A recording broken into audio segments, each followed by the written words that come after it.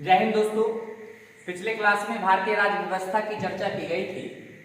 आज के क्लास में भारतीय संविधान के एक महत्वपूर्ण टॉपिक के साथ हम आए हैं। भारतीय संविधान की अनुसूचियां, शेड्यूल ऑफ इंडियन कॉन्स्टिट्यूशन। भारतीय संविधान की अनुसूचियों में सबसे महत्वपूर्ण तथ्य यह है कि भारत के संविधान को जिस समय लागू किया गया था 26 जनवरी 1950 ईस्वी को भारत के संविधान को लागू किया गया और उस समय भारत के संविधान में अनुसूचियों की संख्या 8 थी। परंतु संविधान संशोधन के माध्यम से आवश्यकता अनुसार अनुसूचियों की संख्या बढ़ाई गई। वर्तमान समय में जो है अनुसूचियों की संख्या 12 हो चुकी है और 12 है।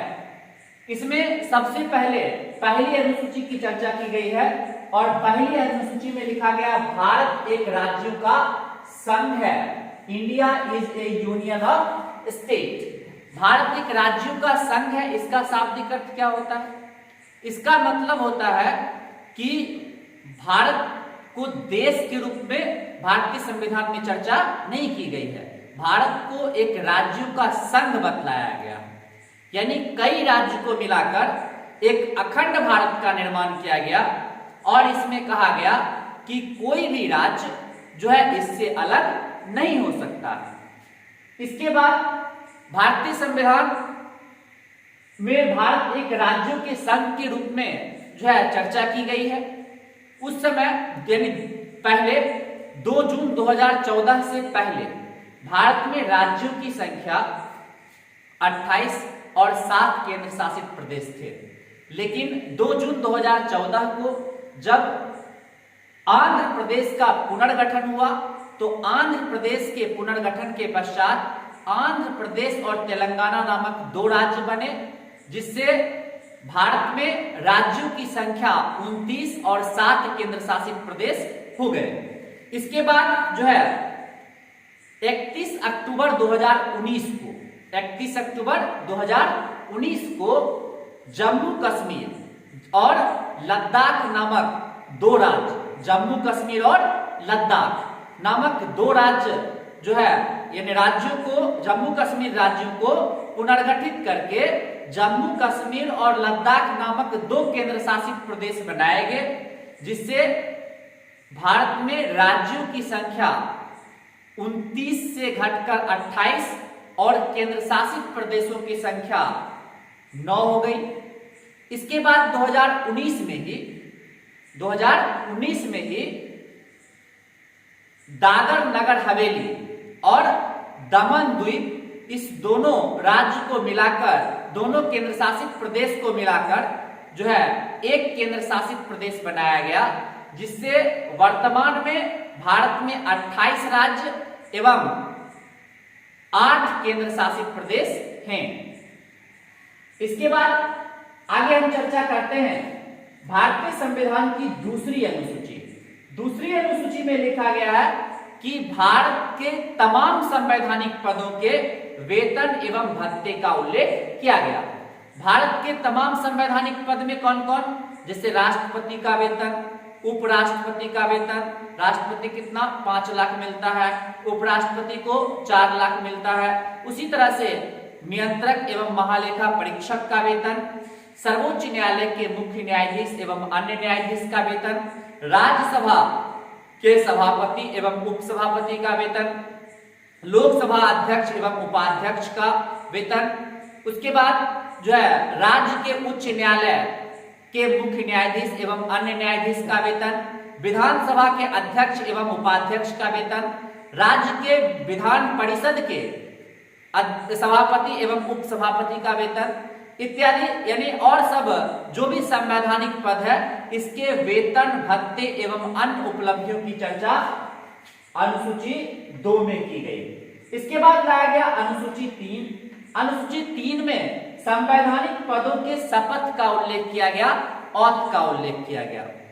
संवैधानिक पदों के शपथ में केंद्रीय मंत्री, राज्य मंत्री, संसद के सदस्य, राज्य विधानसभा के सदस्य, सर्वोच्च न्यायालय के एवं उच्च न्यायालय के सदस्य, भारत के नियंत्रक एवं महालेखा परीक्षक, उसके बाद जो भी और संवैधानिक पद है राष्ट्रपति के पद को छोड़कर जो है इन तमाम संवैधानिक पदों की के शपथ का उल्लेख अनुसूची 3 के अंतर्गत किया गया। इसके बाद लाया गया अनुसूची 4। अनुसूची 4 में देखिए, अनुसूची 4 में राज्यसभा में सीटों का बंटवारा, राज्यसभा में सीटों का बंटवारा, सभी राज्यों और केंद्र शासित प्रदेश में किस किस राज्य में कितना कितना राज्यसभा सीट होगा, इसकी चर्चा अनुसूची 4 में की गई। जैसे बिहार में जो है वर्तमान में 16 राज्यसभा सीट है, जबकि संपूर्ण देश में अगर राज्यसभा सीट देखा जाए तो 245 है, जिसमें से 233 सदस्यों का जो है चुनाव होता है और 12 ऐसे सदस्यों को जो है राष्ट्रपति मनोनीत करते हैं जो कला, विज्ञान, साहित्य, समाज सेवा अथवा सहकारिता के क्षेत्र से विशिष्ट ज्ञान रखता है।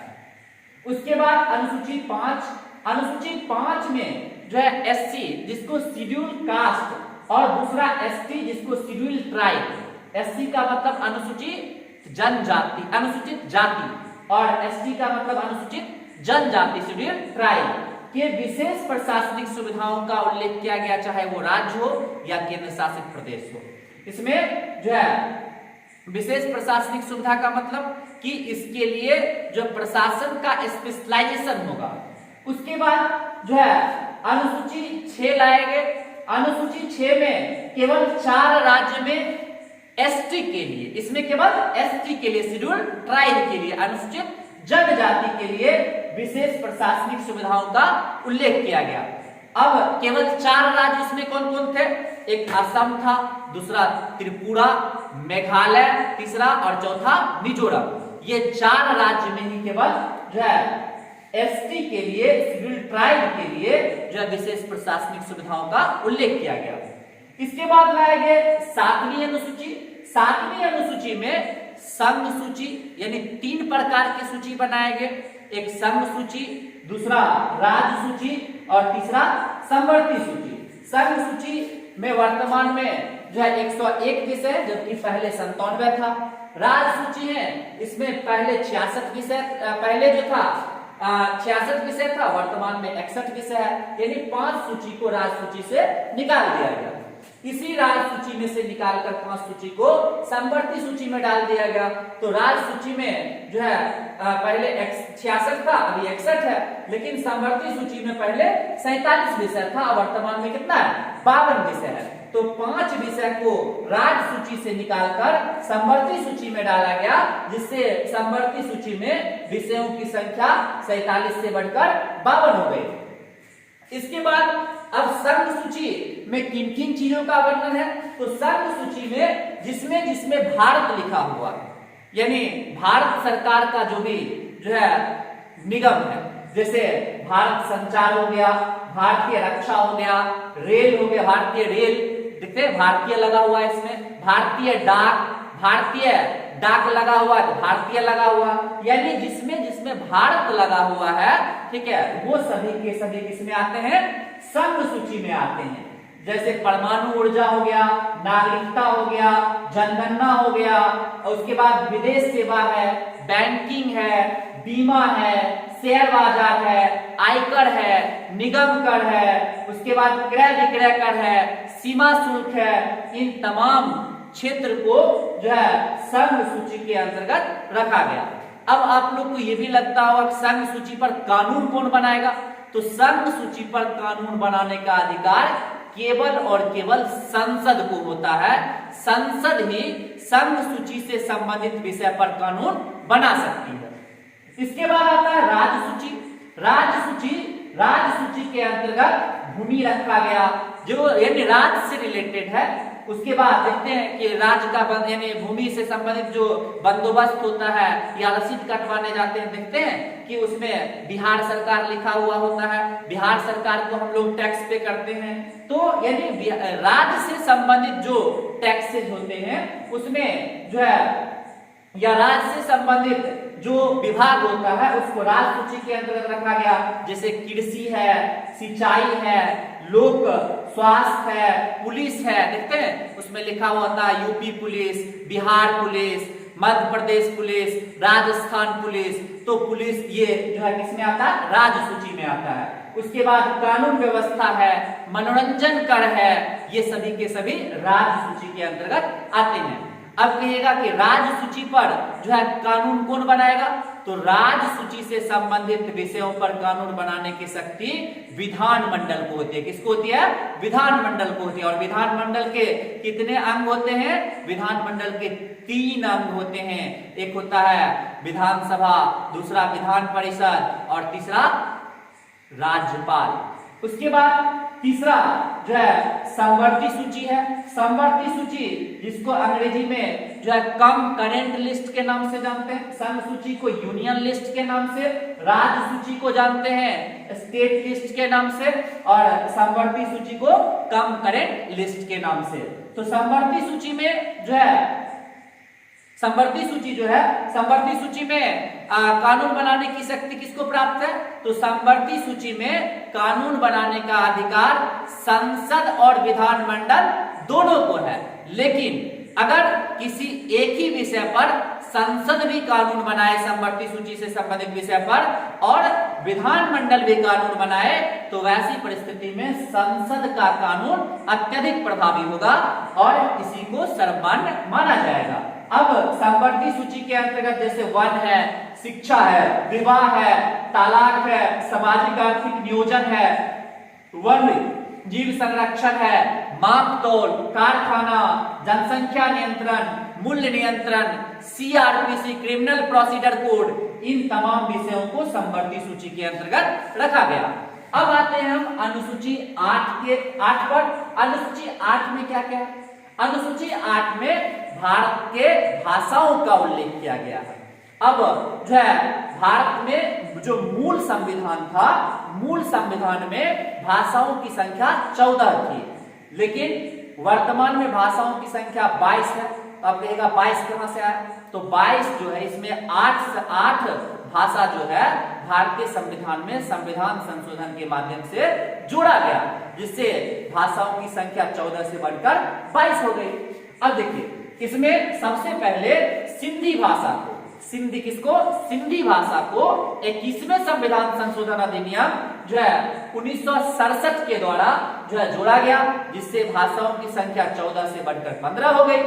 इसके बाद सेकेंड फेज में जो है 71वें संविधान संशोधन अधिनियम 1992 के माध्यम से नेपाली, कोंकणी और मणिपुरी, ये 3 भाषा को भारतीय संविधान में जोड़ा गया, जिससे भाषाओं की संख्या कितनी हो गई, 15 से बढ़कर 18 हो गई।